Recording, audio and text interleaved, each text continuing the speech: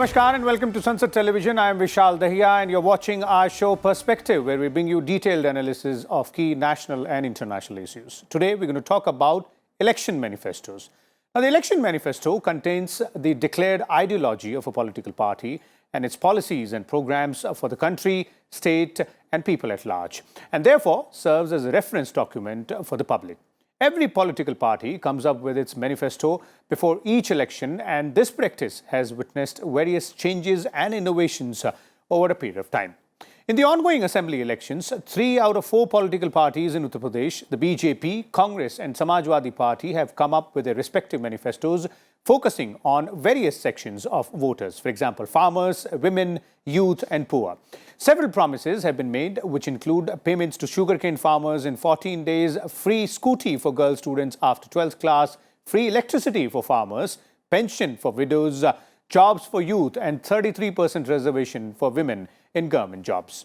In Punjab also, 3 major political players have released their manifesto, while BJP and its allies have focused more on employment, education, mafia and drugs. Aam Aadmi Party has promised 300 units of free electricity and monthly stipend for women.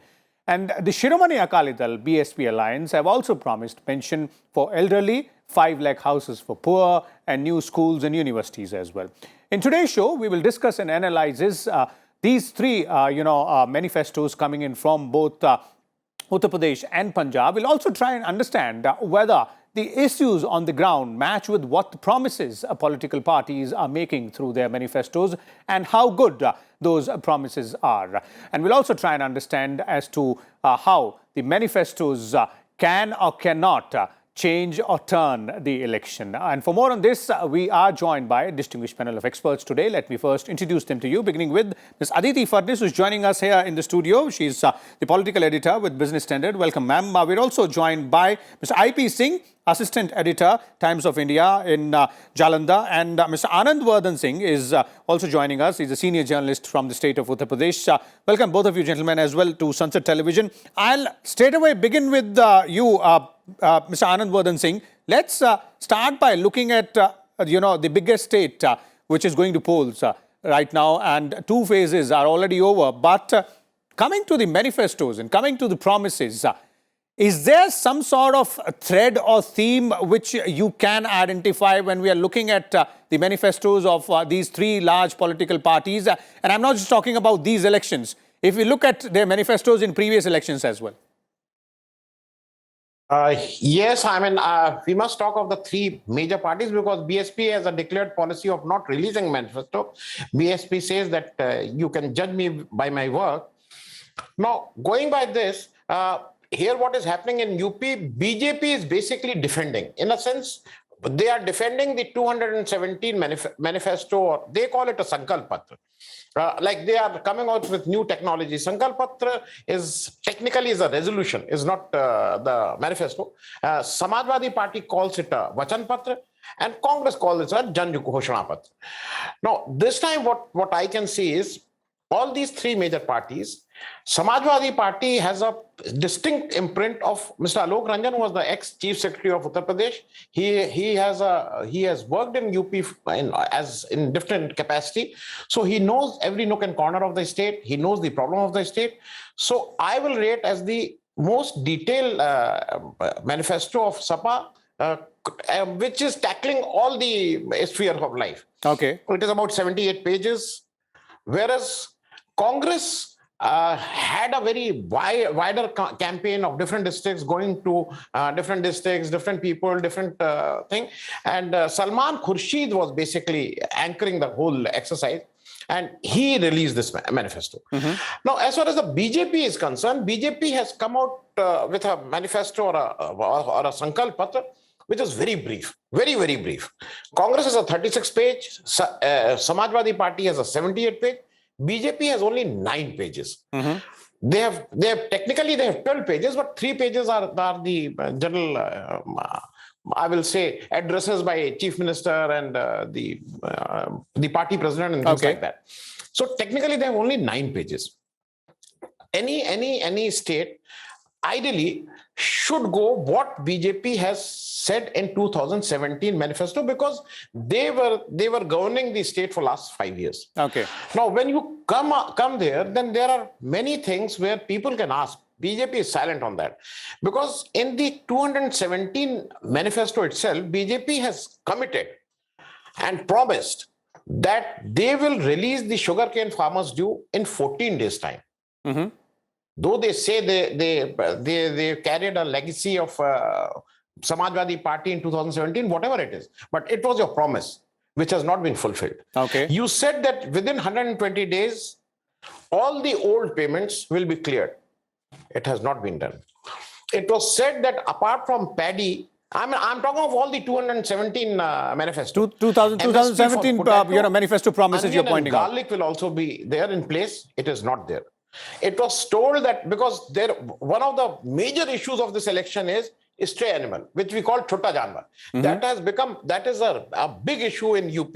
Okay. Whatever party comes, they have to tackle that issue. Okay. It was again in 2017, it was said that nilgai and stray cattle's problem to be tackled. Now, these all what I'm talking of from the manifesto of 2017. Okay. These are Anandji, I'd like to, jump in here. This is a very interesting point. Aditi, before I go to Punjab, I'd like to bring in here. What Anandji is pointing out is that, that's something which we've been discussing, that political parties need to be held accountable for the promises they've made in previous elections as well. Something which Anandji is referring to, which party won, but the same stands true for the other parties as well. Well, I'd just like to add one more thing. I'm not sure, I haven't read the entire manifesto of the Samajwadi Party, but I don't know how they can address this. And that is the point, that is the problem of recruitment in the armed forces. This issue has been hanging fire for a long time because of COVID. There's been no recruitment, there is no employment, there is no chance of, and people are running out of the age limit. Mm-hmm. So, if we say that there's going to be double engine ki sarkar, then when will recruitment be started? Will the recruitment age be extended? This is a big issue. Okay. Because, employment is a big issue. So, if it's going to be double engine ki sarkar and it's going to be the same government in the state and the center, and recruitment is a central subject, recruitment to armed forces or paramilitary forces, then you have to get a promise from somebody. Okay. From somebody. Okay. So, that I think is not there in any of the manifestos. Okay, so employment is another key issue. Employment and farmers. Now obviously there are a lot of other issues as well with regards to women, law and order, and youth as well. There are several promises which have been made. But let's quickly jump to Punjab first. IP Singh is with us. Mr. Singh, there is seemingly some sort of similarity here when we're talking about two states vis-a-vis two issues. That is farmers, one, and two, employment opportunities. Those issues also figure prominently in the three manifestos which I was referring to and which have been so far released in the state. Yeah, actually they would figure. In fact, this unemployment is this issue is not confined to one state or two states or three states. It's confined to, actually it relates to the entire country. So, of course, it would come as an issue. And in Punjab, as far as employment is concerned, in the previous election, Captain Amrinder Singh had promised Kar Kar Rozgar, that employment in every family. But then they held some job fairs, employment fairs, in which private companies or private houses, not the big companies necessarily, but the smaller establishments also, they were also involved. So it was more, a promotional exercise, or it's not that employment avenues increased in Punjab in the last 4 years or so, but it was somehow brought into this government computing. Mm-hmm. It was through that platform, through their job fairs, etc. That was all. So this issue remains, and Punjab has been witnessing emigration to other states by the youth for study purposes. But that migration is not just for study, they wish to settle there. Okay. So from employment crisis, that migration started, and now all parties are also promising that how would they help students to clear their IELTS exams, or how to help them if they wish to go abroad. Kejriwal even made a very specific promise that we would finance if somebody wishes to go abroad for higher education, something like that. Okay, but both, Aam Aadmi Party, Mr. Singh, both Aam Aadmi Party and the BJP and its allies have also, made the drugs and the mafia issue very prominent in their election manifestos. Yeah, it's very prominent. In Punjab, people never heard word mafia till 7-8 years back. It started from 2014 elections and parliament elections when drugs became a huge issue. It was the biggest issue in 2014 parliament election. And along with a couple of other issues, these 2-3 issues helped AAP to gain foothold in Punjab. Okay. And both the parties, they suffered the losses. Okay. Now, before going back to UP, Aditi ji, this becomes really interesting. If you look at, and even a cursory look at the manifestos of these three political players, BJP and its allies, Shiromani Akali Dal with BSP and Aam Aadmi Party on the other hand. And interestingly, the ruling Congress is yet to come with the election manifesto. But if we do a cursory look, it's about farmers, it's about employment, it's about drugs, mafia, as Mr. I.P. Singh was referring to. And of course, education does find a very important place. Now, cursory look shows that we're talking about almost the same issues as we were talking about 5 years back, or say perhaps, 8 years back, 7 years back as well in 2014 parliamentary elections.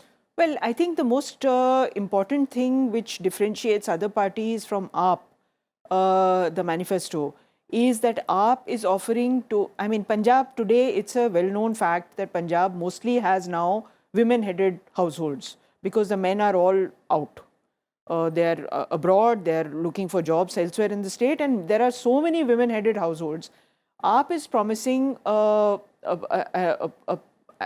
some kind of a payout, some kind of a monthly stipend, stipend for women, particularly. And that is, I think, going to be a pretty important thought that is going to dominate, and it's going to be it is going to have a lot of resonance among women in Punjab. Okay. Because it is a big problem for them, people don't appreciate this, but there are limited sources of avenues for women for employment.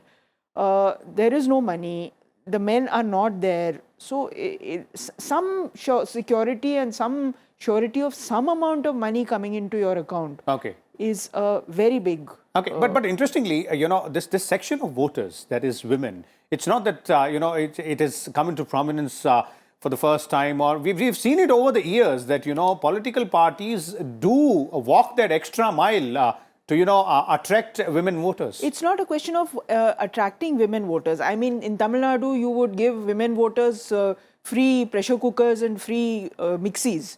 So that's one way of doing it. But the security of knowing like that promise of free scooties in UP. Precisely.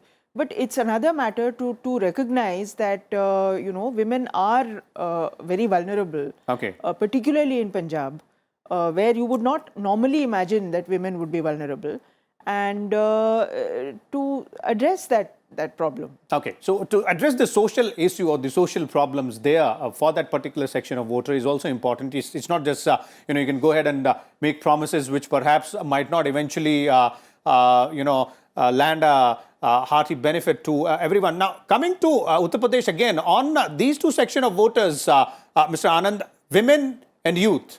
Now, you were referring to all these three manifestos. There seems to be a lot of focus on these two aspects there. And when we're talking about youth, of course, employment is the issue, as Aditi ji was referring to. But women voters, seemingly, all political players in Uttar Pradesh are leaving no stone unturned there.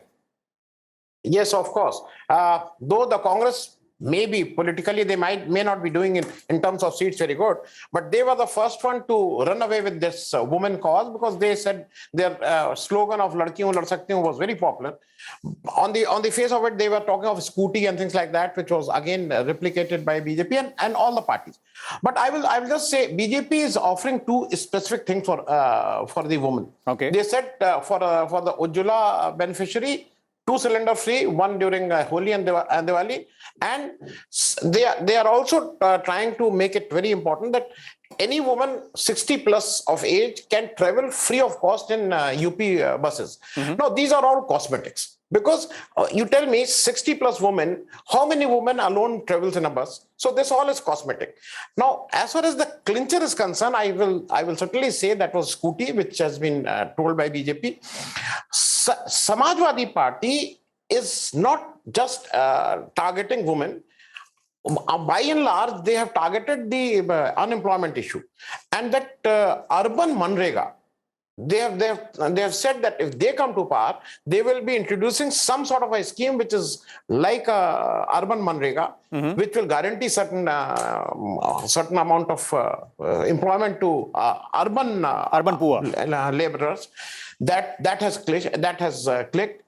The most important thing which has clicked to my knowledge and to the people I am talking, Samajwadi Party's manifesto says that they will implement the old pension scheme, 2004, the old pension scheme. And that has clicked, because all the people who have joined after 2004, they feel that this is something which is going to which will be change their life. Okay.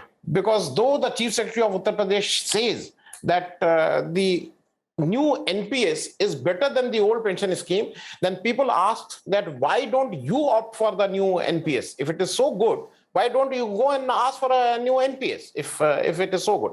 So I will say that the pension, and then 300 units free. This more or less, someone is subsidizing it, someone is telling that 300 units. These things are there. That's basically a lot of doles being given out there, and freebies aspect you're referring to, and that's something which is happening in Punjab as well, Mr. Singh. I'll come back to you, Anandji. But since you're mentioning about free electricity and other freebies as well, the manifestos in Punjab also make a lot of promises there, specifically when we're talking about electricity. Yeah, here also.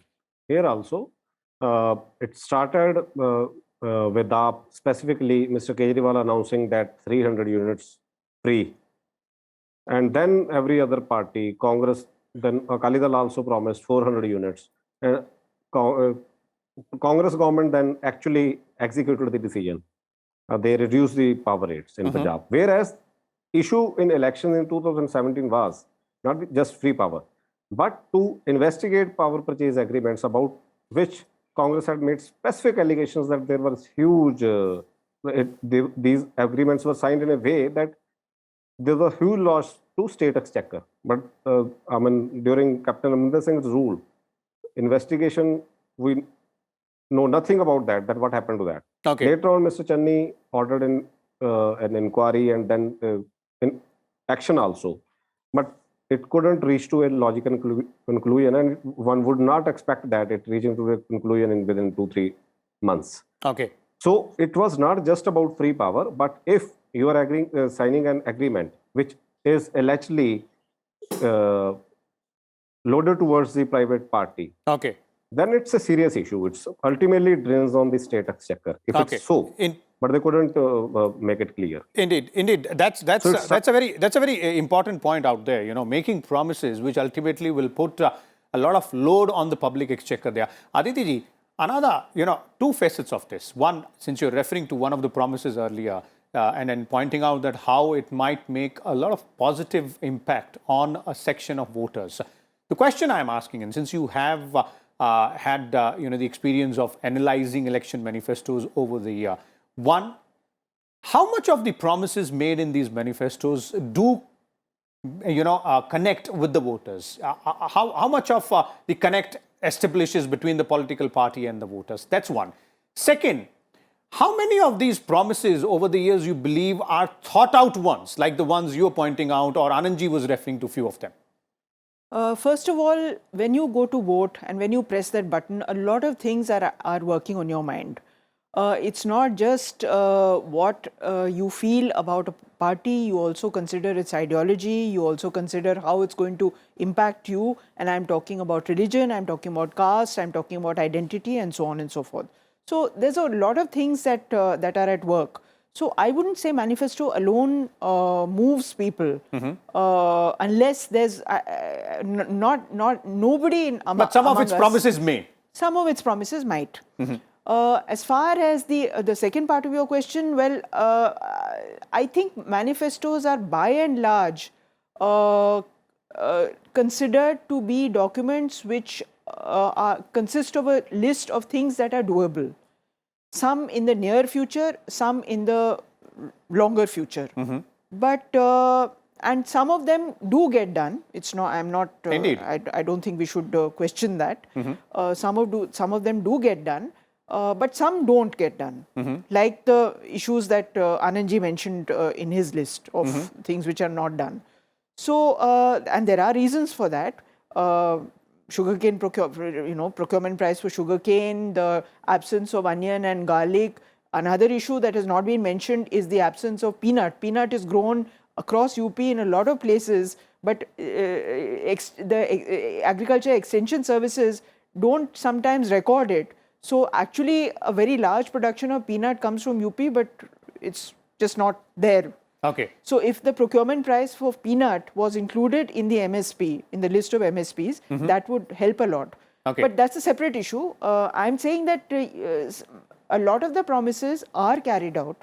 It's not that they're not, but many are not also. Okay. Anandji, similar question to you, and if we have to understand it in a larger context, obviously looking at UP specifically, but in the larger context, the significance and importance of manifestos in today's electoral battles. Has it gone down from the previous decades or has it gone up? And let's not forget the innovations which the political parties are coming up with, perhaps maybe area-specific manifestos or a section of voter-specific manifestos and seeking suggestions from the voters themselves. So these are new innovations which have come in over a period of time. But still, the relevance and the significance and how much of impact does the manifestos have on the voters' decisions when they go out and, cast a ballot? First of all, I must say that any party which is in power, it gains experience and it also has the experience of how to not talk of the core issue. Because I will again go back to 2017 BJP manifesto, where it was said 70 lakh employment in next 5 years. Okay. That was the commitment which was made in 2017. Now, telling that since BJP has governed for last 5 years and there is a double engine sarkar as well, now BJP's promises, manifesto promises are more subjective. We will give you a better law and order. Then they say, हम उत्तर प्रदेश को देश की number 1 अर्थव्यवस्था बनाने. We are committed to make UP as number 1 economy in the country. We will, the per capita income of UP will be doubled. Okay. The people living, all these things are very subjective. Okay. And it looks very good. But as far as I will certainly say, maybe, Akhilesh Yadav has an experience of running the government for 5 years, but still he's committing. He's committing on certain things. He's specifically. And his manifesto of 78 pages with, I have all these manifestos. They have nine pages. Last time, BJP had 25 pages. They've reduced it to 9 because they don't want to commit anything. Coming back to, again, things I still feel that manifesto is important because the leaders who are going in the field and asking for vote, they must have some talking point. That is the talking point which they talk to people. Okay. Once that they give the vote, they forget about it. Okay. Now, one of the important point as BJP is concerned, they say, हम love jihad करने पर कम से कम 10 वर्षों की सजा देंगे. No, for a love jihad, minimum is 10 years imprisonment. No, these are basically, I will say, the election rhetorics to get the votes. Well, you know, as far as the obviously, economy is election concerned, manifesto is a document, Anandji, as I was spelling out in the initial, intro remarks, and as Aditi ji was also saying, that election manifesto do point to a party's ideology and the promises both. It is not just about the promises which the party is making to putting a picture to the voters out there. Clearly, we're running short of time, but I'd like to thank all of you, Anandji, you, Mr. I.P. Singh, and Aditi Fadnisi, you as well, for sharing the views and insights as far as the election manifestos are concerned. And as our experts were pointing out, of course, not all the promises do get fulfilled. Some of them are definitely taken care of, but the voters do have a yardstick to measure as to which political party is promising what to a particular section of voters and its ideology as well, to get a larger picture of the candidates in the fray or political parties out there to win their votes. Obviously, there is a scope for a lot of improvements, as both the politicians themselves and the courts have also pointed out vis-a-vis manifestos, but we'll keep a close watch on that, and we'll come back again tomorrow with a different topic. Till then, keep watching Sansad Television. Thank you.